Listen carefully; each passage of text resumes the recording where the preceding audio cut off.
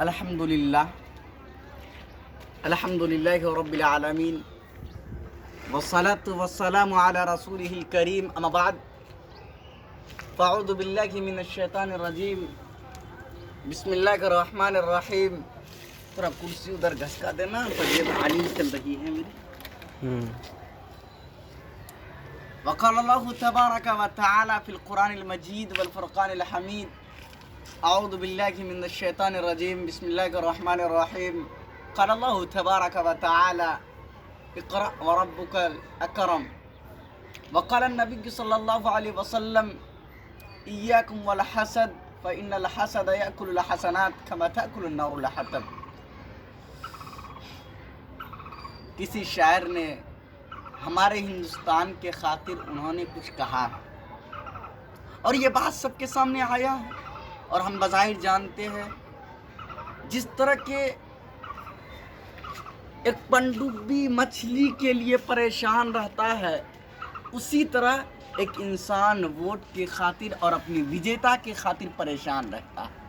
میں بتانا چاہتا ہوں کہ کسی شاعر نے کہا تھا تسکین نہ ہو جن سے وہ راز بدل ڈالو.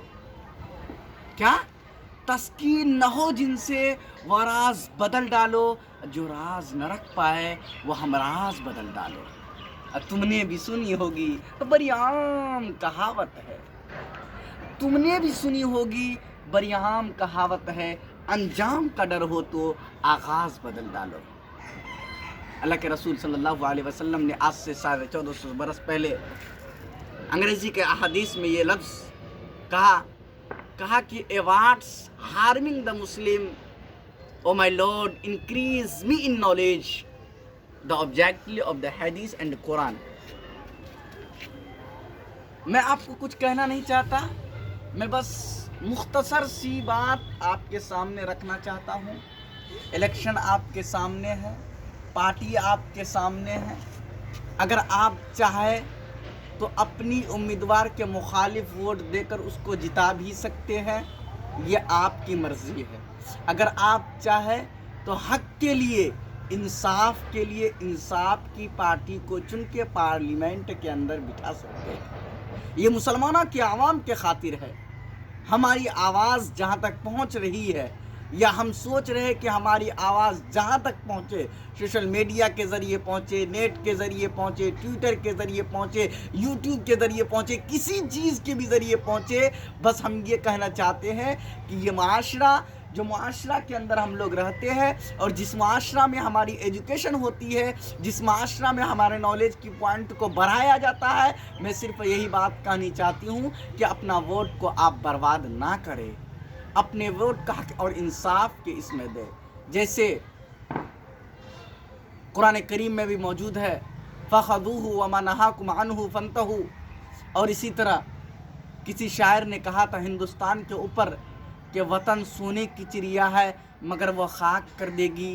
وطن سونے کی چڑیا ہے مگر وہ خاک کر دے گی، زمین ہند کی ہر ذرے کو وہ برباد کر دے گی. یہ ہمارے ہندوستان کے خاطر کہا گیا تھا.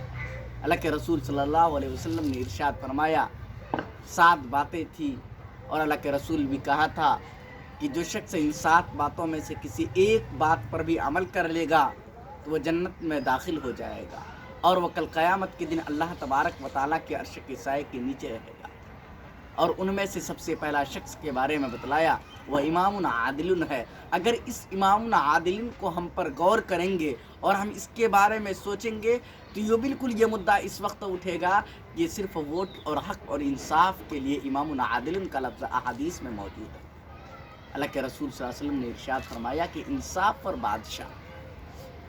بادشاہ اپنے گاؤں کے اندر، اپنے محلے کے اندر، اپنے ضلع کے اندر، اپنے صوبے کے اندر، اپنے راشٹر کے اندر، ہندوستان کے اندر بنائے. لیکن شرط یہ ہے کہ وہ عوام کے ساتھ، پبلک کے ساتھ، ریگولیشن کے ساتھ اپنی سویلائزیشن کو اور کلچر کو اور نیچر کو بنائے، کسی کی بھوشیہ کو خراب نہ کرے. یہ ہماری ہندوستان کی سماج کہتی ہے اور ہم سب کو اس پر عمل کرنی ہے. بس آج میری طبیعت علیل چل رہی ہے اور میں آپ سے معذرت خواہ ہوں. انشاءاللہ کوشش کروں گا کہ اگلی جمعہ کے خطبہ میں یا اگلی جمعہ میں جو بیان ہو تو پوائنٹلی بات اس میں کہہ دے. وآخر دعوانا الحمدللہ رب العالمین.